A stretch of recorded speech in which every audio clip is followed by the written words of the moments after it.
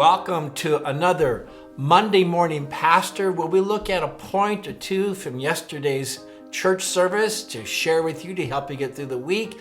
Yesterday was Father's Day, which is kind of a big deal in church, and a prominent role in our church yesterday was my daughter Maddie, and she began to share with the church some of her dad's shenanigans when she was growing up, and she reminded me and told the congregation about my often told stories about their Uncle Jerry, my twin brother Jerry, their Uncle Jerry.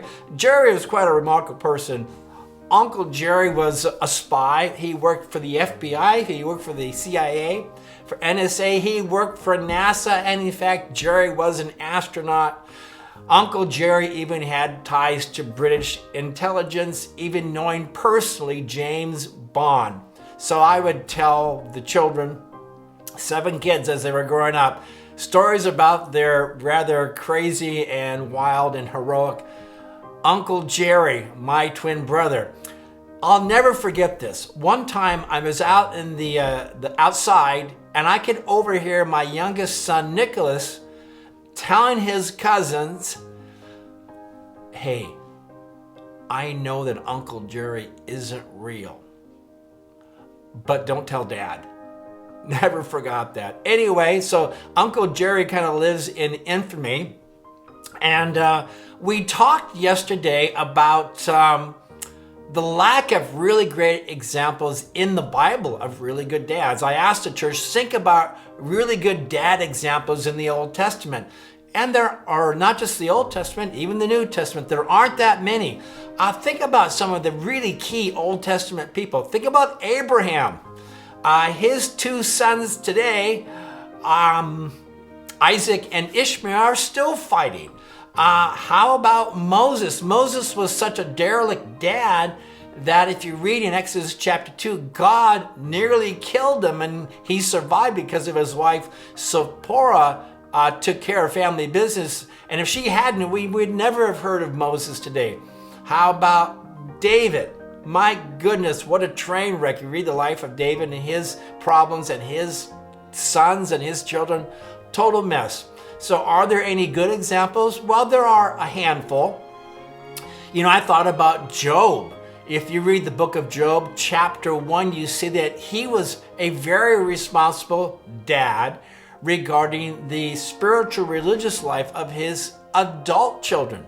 If you read carefully in there, he had 7 kids, I think he had 7 sons and 3 daughters. He would make sure that they fulfilled their religious and spiritual responsibilities to God. And you see that in Job chapter 1. I like another candidate I like is Mordecai. Mordecai was probably an uncle, maybe a cousin of Esther, Queen Esther in the book of Esther. And you see Mordecai taking on a very protective, leadership, merciful, gracious role in the life of Esther. And I would give big kudos to Mordecai. In the New Testament, somebody mentioned Joseph, the husband of Mary.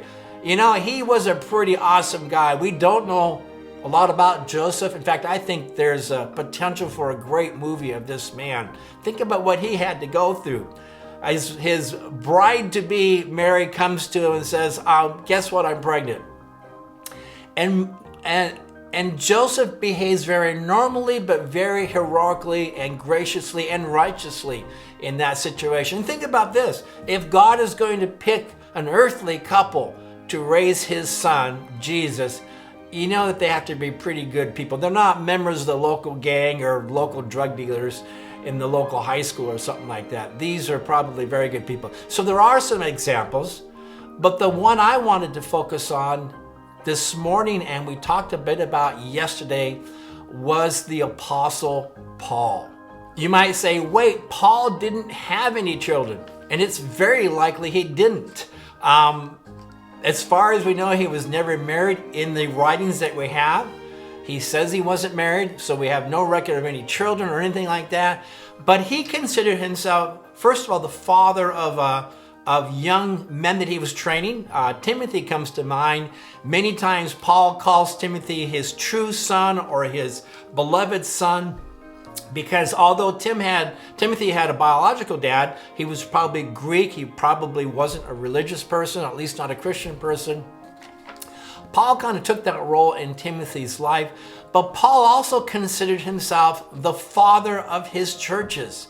Took on a very fatherly role in regards to his churches. Now, we've been studying 1st and 2nd Thessalonians, and I want to share 2 verses where right away you will notice that Paul is assuming the role of father. In fact, he says the way fathers behave to their children is how I behave to you. And so, to be fair with the context of this passage, it is talking about his relationship to the church. I think we can go backwards a little bit and suggest this also explains some wonderful, key, essential, important principles for those of us that are dads, and also, to be frank, for those of us that are mothers too. I'm reading from the book of 1 Thessalonians chapter 2, beginning at verse 11. For you know, Paul speaking to this church, that we dealt with each of you as a father deals with his own children. That's worth hearing again. We dealt with each of you. And by the way, if you are in church leadership, this is how we deal with or manage or care for people under our charge. We dealt with you each as a father deals with his own children. How is that? He goes on in verse 12 and says, encouraging, comforting, and urging you to live lives worthy of God, who calls you into his kingdom and glory. He doesn't say nagging you, belittling you, or dismissing you. Notice the words here. These are really fabulous words. He says encouraging you, and the word there, it's a really terrific Greek word, parakaleo. It means to call alongside. Encouraging means I'm in there with you. I am there to help you. I'm not just going to tell you what to do. I'm going to show you how to do it. I'm going to be there to strengthen you and encourage you and correct you when you need it. But I'm in there with you. He's going to encourage them. He says he's going to comfort them.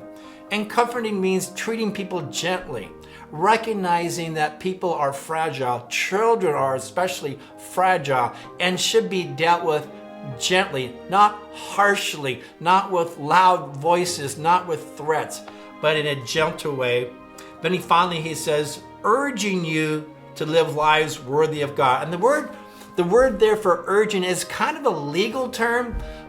It's kind of a powerful term of charging someone with a responsibility. Can I put it the way? It's like casting vision to our children or to those in our church to be better than what they would normally be. In this case, in this context, to live lives worthy of God. So part of our responsibility as dads and moms is to cast a vision by our example and by our words for our children to live a higher calling.